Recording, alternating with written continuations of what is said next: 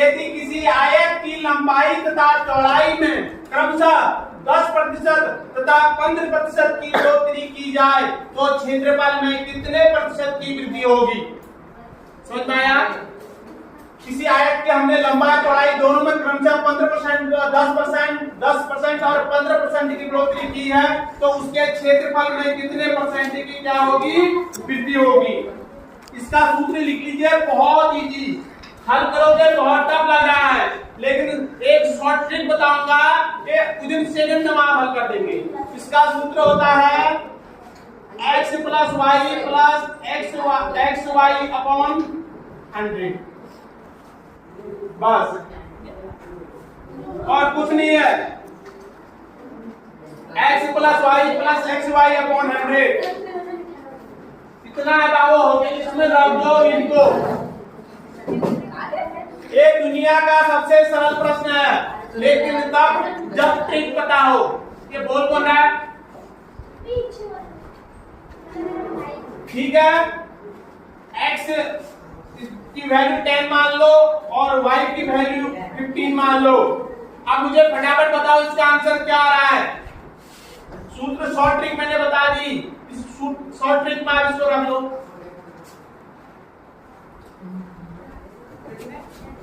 कितना? 25 नहीं और आएगा। 25 तो ऑलरेडी होगा ही होगा, इन दोनों का ऐड करोगे तो प्लस एक्स वाई तो होगा। घंटी लगी, आप बताने में टाइम लगा दोगे, मुझे ऐसा लग रहा है। देखो ध्यान दीजिए सारे बच्चे, एक्स वाई की वैल्यू, एक्स की वैल्यू क्या है 10, वाई की वैल्यू कितनी है 15 प्लस एक्स वाई यानी 10 इंटू 15 अपॉन 100।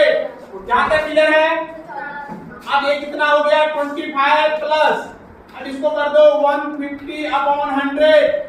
इससे इसको काट दो, 10 में 15 में इसको डिवाइड भाग दोगे तो कितना आएगा 1.5 आएगा।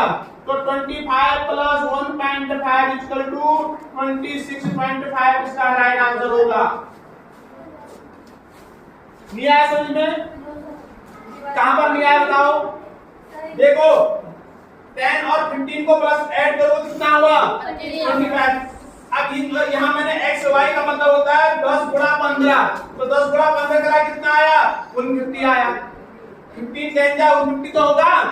अगर 150 है इसमें अपॉन 100 है, जब आप इसको डिवाइड करेंगे तो कितना आ जाएगा 1.5 आ जाएगा। तो ये फिर यहाँ 25 को 1.5 को ऐड कर दोगे 26.5 हो जाएगा। ठीक है, अगर आप देखो इसका और एक ट्रिक में बता, अगर आपको वैसे समझ में नहीं आया उसको आना चाहिए मैथ वाले बच्चे। 0 से 0 काट दो, आप बचा 10 में 15 का भाग दे, 15 में 10 का भाग दे, तो 10 इतना 10 5, ठीक है, दशमलव लगा दो 0, 10 पंचे 50, बस 1.5 आ गया। हो गया? हाँ हो गया नहीं? समझ में आ जाएगा?